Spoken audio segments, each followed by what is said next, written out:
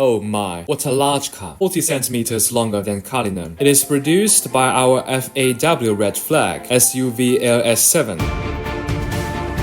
Unlock it to see the sense of ceremony. The red flag lights up, the DRL, the hood are all researched by our country. 4.1T V8 engine, hop in. The gold color, the shape of the pillar of the Great War. Only this car dares to use it. The vintage wheel of red flag style and the vintage horn. Let me try it.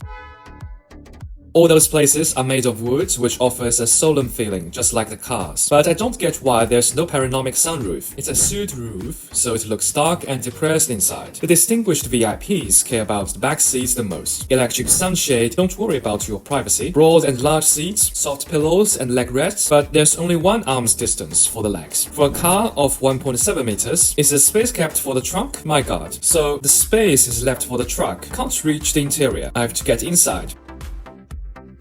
How much baggage does this boss have? It is expected to sell for 700,000 to 1 million. Bosses, what are you waiting for?